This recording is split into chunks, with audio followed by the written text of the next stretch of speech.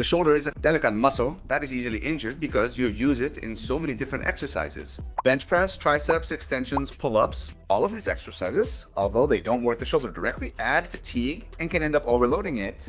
To focus on the shoulder and make it bulletproof and iron, I'm going to give you 3 key exercises that you can do with just dumbbells at home. And at the end of the video, I'll give you a key tip that you should always keep in mind to strengthen this muscle. Also keep in mind at all times that I'm going to talk about dumbbells, but if you go to the gym and can use machines, do so because machines offer more resistance at the beginning of the exercise. On the other hand, with dumbbells at the bottom, you lose that tension due to gravity. So machines are more efficient, although this does not mean that dumbbells are bad. In fact, I'm going to give you some tips for each exercise to get the most out of them. First exercise, lateral raises. This exercise is very popular, but doing it this way is not the most efficient, mainly because even though you put tension in the upper parter, when you lower the weight of the dumbbell, you are not putting tension. One way to avoid this is to do unilateral raises. By leaning your body slightly, you can lean on a wall to maintain balance, and in this way, you will be increasing the curve of the movement and thus increasing the tension in the lateral deltoid. Now, the downside of doing it unilaterally, and the good thing about the difference in time, since we are all busy people, and you even more so since I am a YouTuber.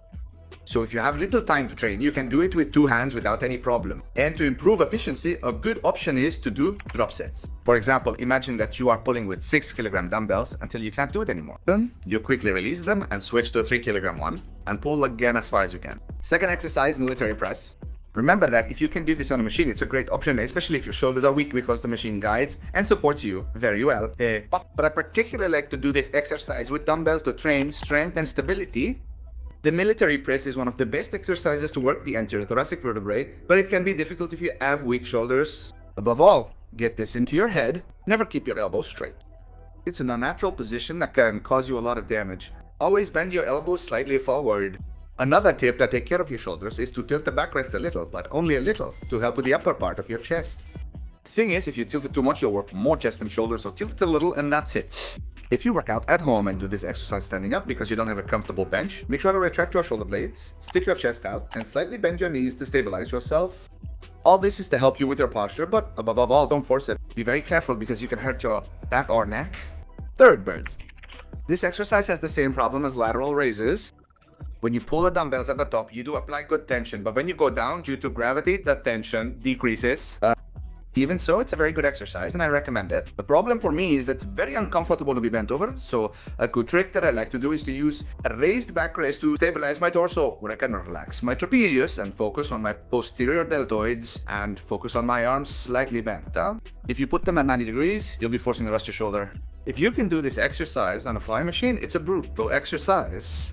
The machine will guide you through the entire curve of the movement and also offers resistance at all times, from start to finish.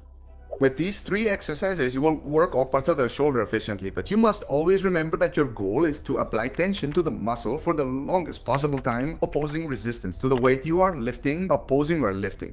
Finally, the key piece of advice that you should always keep in mind, this is more theory than practice, is that to avoid overloading the shoulder, it is important to know the frequency and number of exercises that you have in your routine and that involve the shoulder in one way or another. Pushing exercises, for example, which are mainly shoulder, chest, and triceps exercises, usually always involve the shoulder.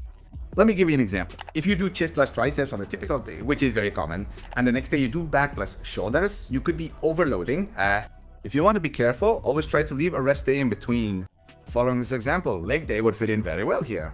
Another common example is training 5 days in a row and resting on the weekend. And a strategic way to avoid overloading this routine is, for example, to train Monday, Tuesday, and Wednesday. You rest on Thursday, train Friday and Saturday, and rest on Sunday. These are examples so that you understand the theory, but it's about examining your own routine and making some changes in the order to give your shoulder more rest. By the way, the best shoulder exercise, but the best of all is unbeatable. It consists of giving a thumbs up to failure. And also remember to subscribe so you don't miss any videos. See you next time.